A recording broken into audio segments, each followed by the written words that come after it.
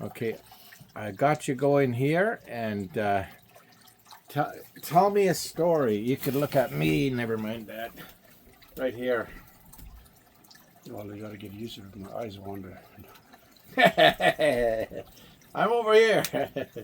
Yeah. Growing up across the way there, where Julia's house is. Yeah. Big house. Yeah.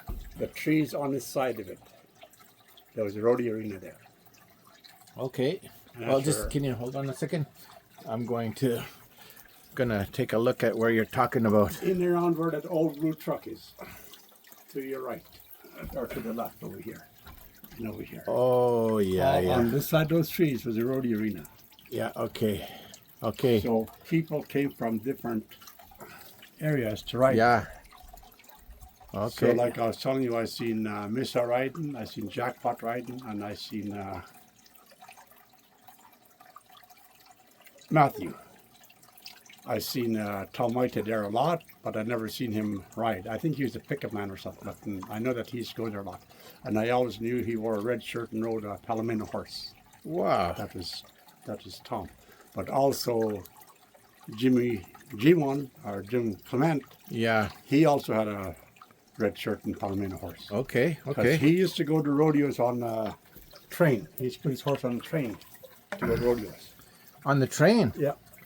Can you tell me a bit more about that? Where That- was the train? How did he do that? Well, right up into town, if he's going to go into Yeah. wherever he was going, he'd get a pass for him and his horse, put the horse in the livestock section, Yeah. and then go on into Alberta or wherever he's going. So this was how long ago? This is okay. Well, I'm going to have to say it has to be in the 50s.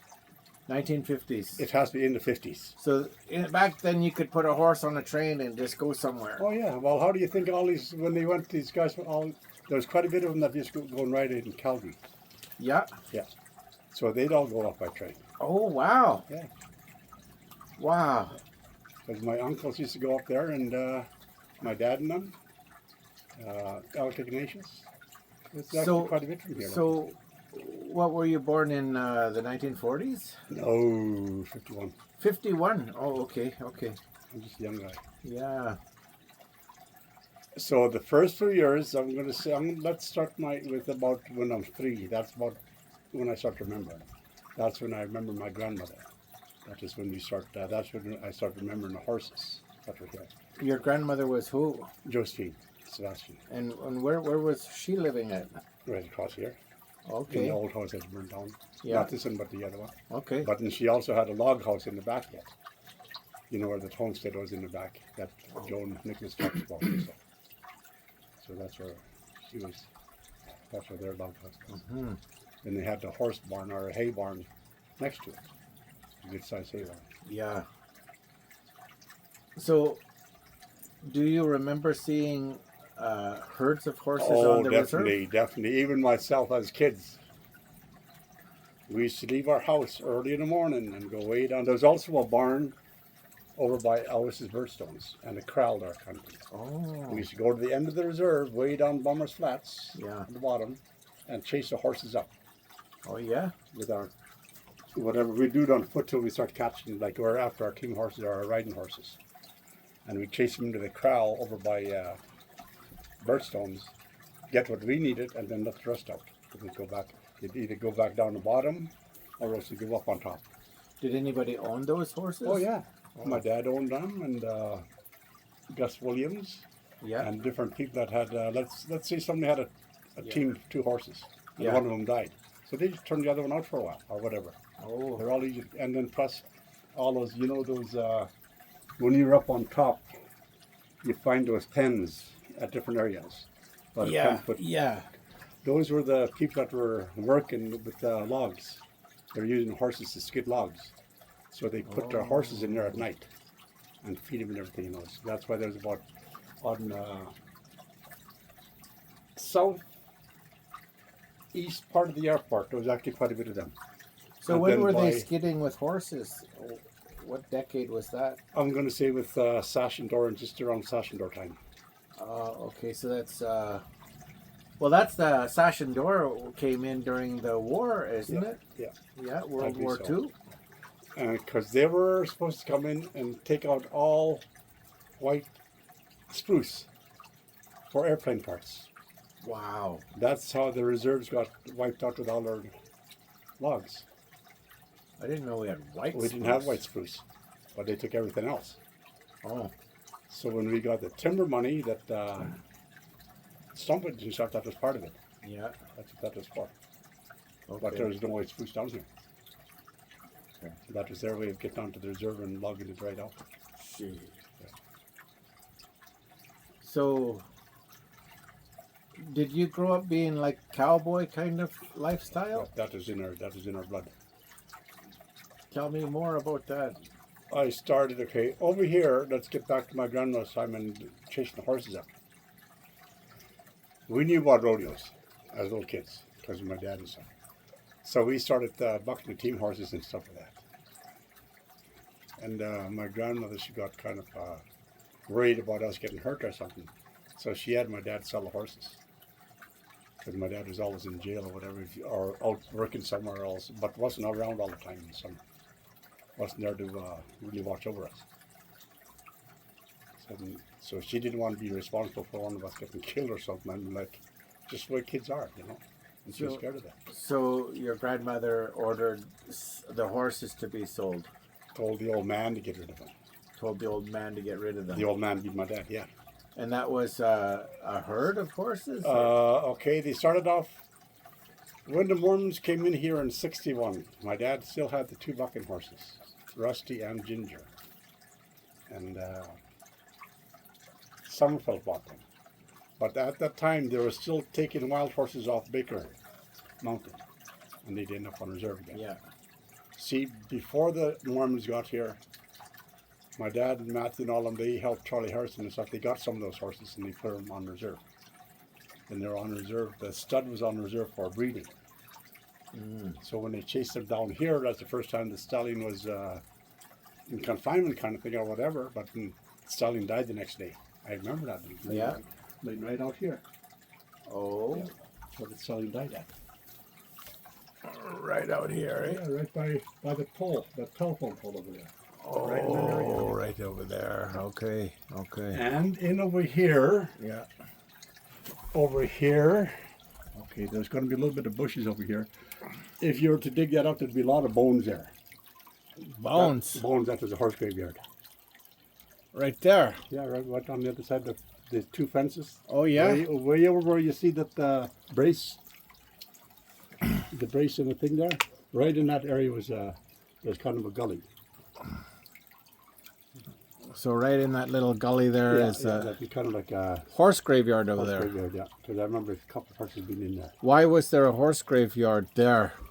Well, when the horse died, you just put him out the river. But I don't really know the story. I just know that being small, that's where I seen bones. What do you know about the government killing off our horses? Did that happen? Yeah, that was before my time. That would be before my dad was building up his herd. And a lot of it had to do with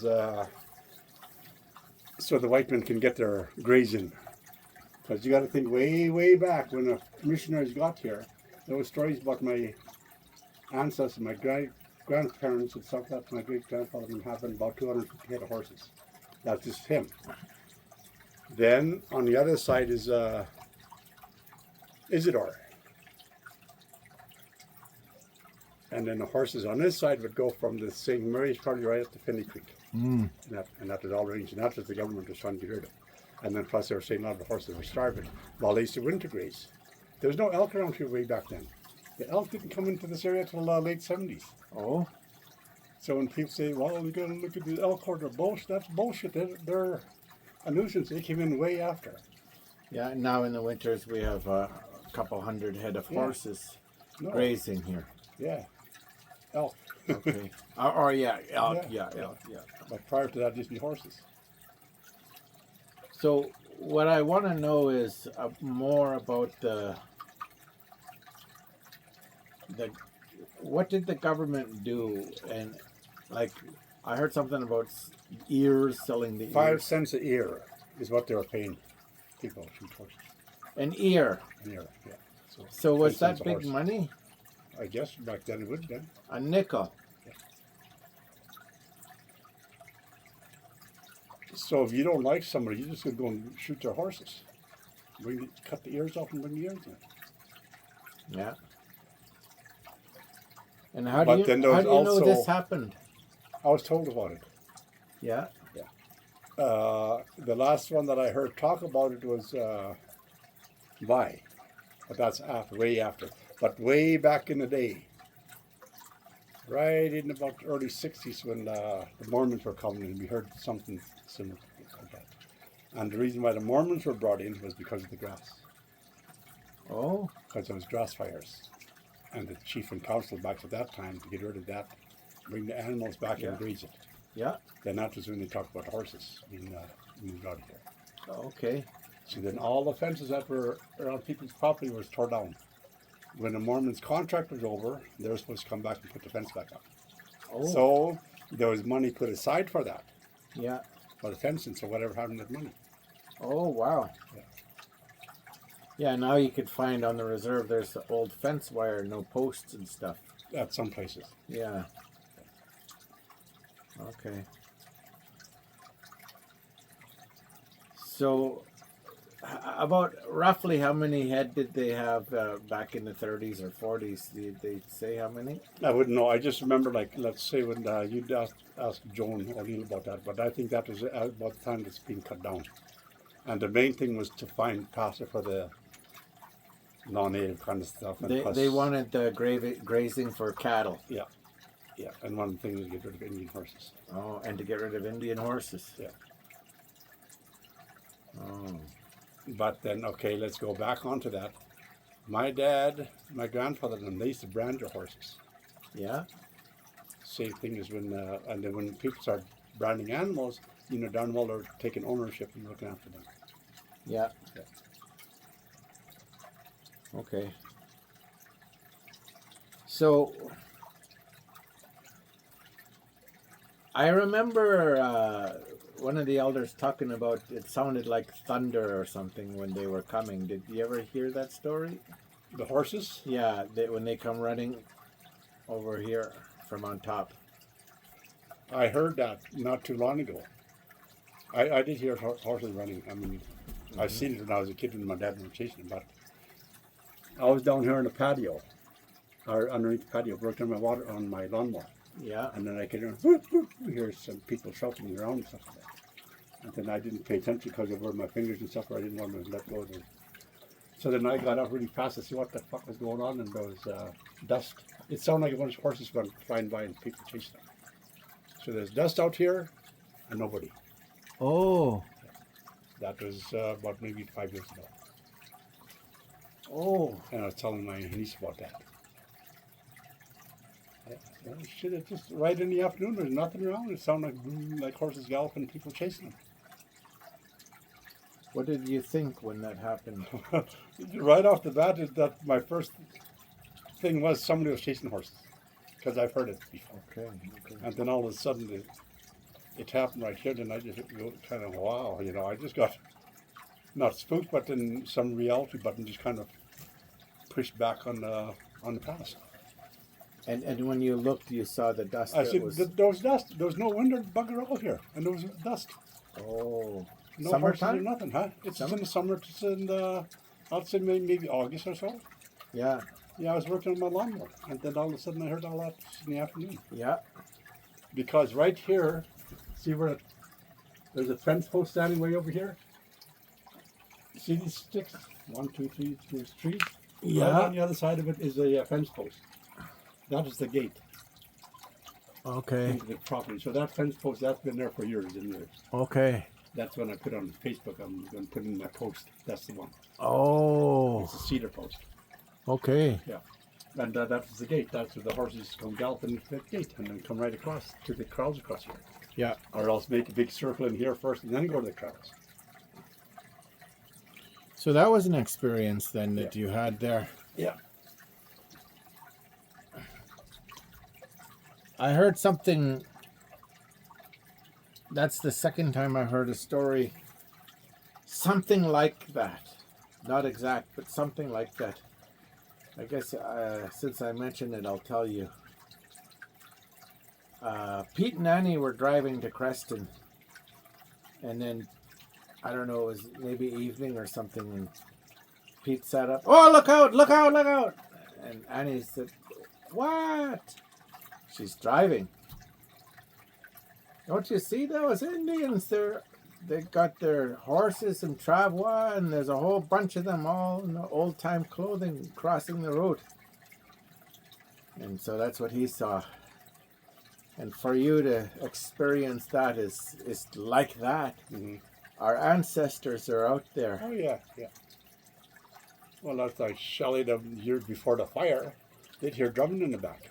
Oh, back here by the river. Yeah. Not by the river, just out in the back. Oh, okay. Different people that would hear it.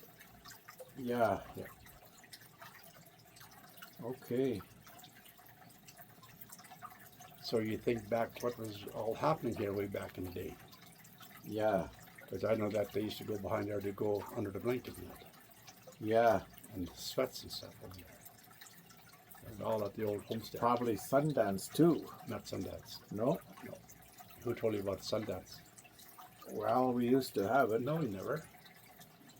Who has a whip then? Or who has a whistle? What family has a whistle? I don't know. That only came as far as Eureka.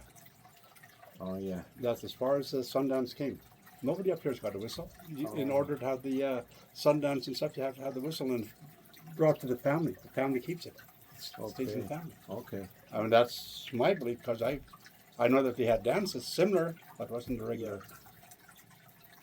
Okay. That's just my belief. I might be wrong. Someone could correct me on that, but I was told as far as the Sundance came was to where that campground is south of the border, All right. Tobacco Plains.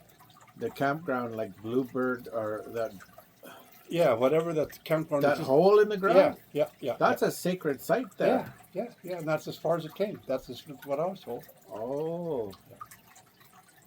We had the blacktail dances and other dances, not Sundance. Okay. Okay.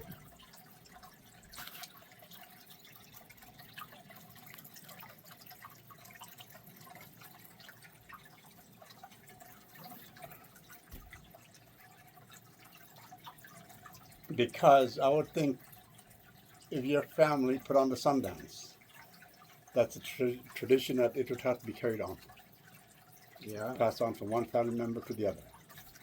Not from one family to another, but one family member to another. Okay. I wouldn't really know because, like, growing up, all that stuff was happening because of the church. Same as the hand drums. We used, as a knockoff, people use hand drums. I've seen pictures of Frank White with a hand drum, riding a horse and stuff. We had them. Okay. Okay. The church made them get rid of it. I Yeah. asked a couple of people when I was questioning this, I was asking, so I asked Chris Luke and Sophie and a couple more. Yes, we did have them. Mm-hmm. But it was because of the church that they were abolished kind of thing. So the church helped take away our culture. Yeah. Oh, definitely. They took away our language and our culture.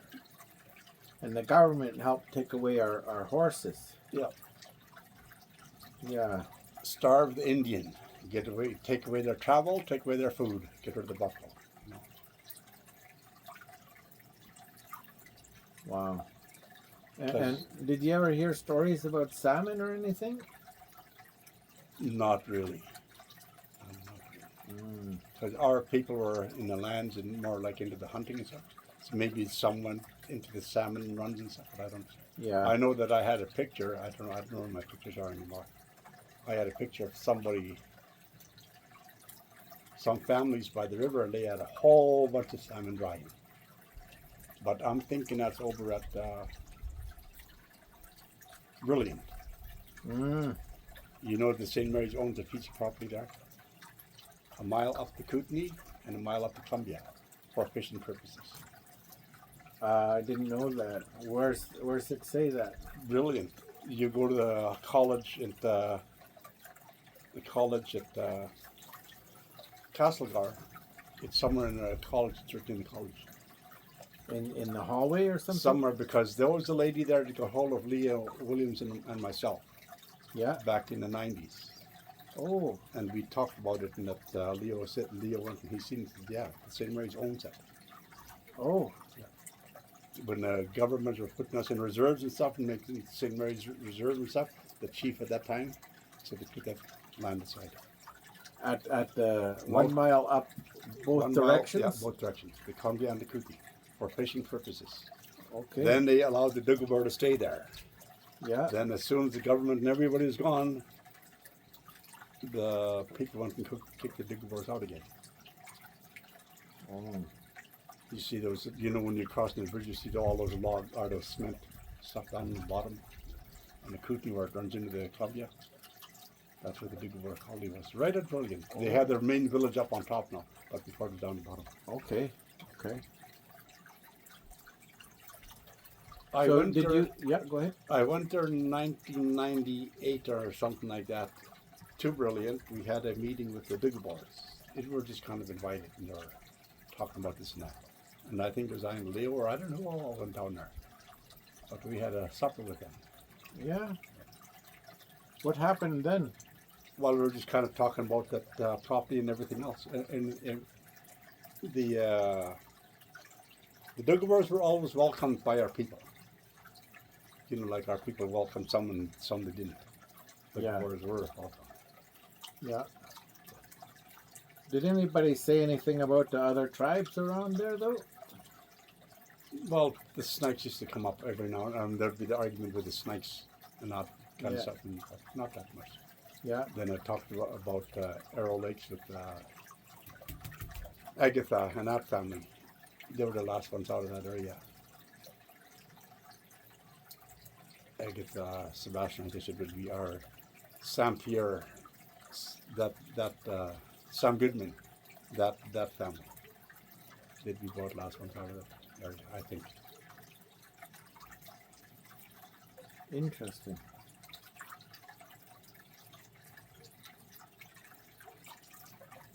So did anybody tell you stories about going to Arrow Lakes and stuff? No. Yeah. Like mine is mostly about some of the people that pick up guiding and hunting and that kind of, like Nick Francis and those people used to go guiding for hunters and all that kind of stuff. And Yeah. this is going to be well after, because it's going to be after the war and stuff like that. Things that people done.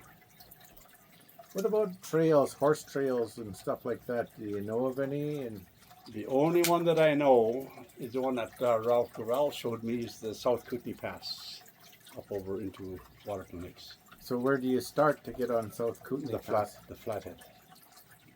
In USA or Canada? Not Canada, along the border. It goes all the way to the Aqam, Ktunaxa, and then up and up over the mountain. We had a camp. So you go to the border and you head up the mountain right from there? Yeah. Well, there's a pass that goes along the creek. Yeah, I see there's a creek right Yeah. there that comes in at the border. Yeah, well, that's a creek you follow. Is that And the right? trail is there. And then where the creek turns south, the trail starts heading towards Sage Creek, but then it kind of goes back and then up over the mountain and comes out Waterton Lakes. I only went so far up there, but Ralph is going to show me. So I actually rode a horse on the South Kootenai Trail, And it comes out at where? Waterton Lakes, Okay. somewhere in that area. Okay. And what did you call it? Aqam, Ktunaxa. Aqamina Kishini. Yeah, that valley. What does that word mean? I don't even know where it came from. It's a Ktunaxa word. It is? Yeah. Yeah, well, it was already there. I never did ask who called it that or not. I just In heard the it. dictionary, Aqamina means round. But I don't know Kishini. I guess I'll have to look that one up. When I went to Waterton Lakes National Park, there's a sign that says Aqamina. And then you go into the town and there's a store there and it says, I think the name of the store is called that. And then it says, we don't know what this word means. Inside the store, they don't even know what it means, but it's a Ktunaxa word. So with that, did they tell you anything about Waterton Lakes No, he just told me where the because we were guiding together and stuff like that. And after soon, he told me that that's the South Beacon Trail. Okay, well, thank you. That's really special to know that that's where they started. Yeah. Because I thought it was maybe south of the 49th parallel. No. Mm. Okay. Because south of the 49th parallel is going to be the ones that the people from Elmo and that way came up to go towards what's it called? The mountain, Chief Mountain. Yeah. Oh, Chief Mountain is in Montana. I know, yeah. But okay, that there's a trail through East Glacier that the other people from Elmo and Delt and those that came up, Oh. like they're going to go towards the Blackfeet Yeah. and Browning. Yeah. Oh, they had their own trail from there. Oh yeah, there had to be trails through Yeah. there. Okay. Okay. Because there's a guy that posts on Facebook once in a while by the name of Dougie Hall. He talks about his ancestors putting horses out into the mountains, and he points west so that would be into the Rockies, because he's from Browning. Yeah. Oh, I met a guy from Browning with braids, and he was a little bit chunky. Was it?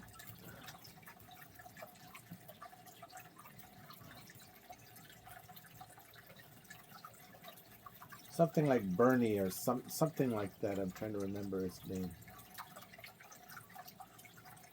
But you called this guy Dougie. You said. Dougie Hall. Dougie Hall.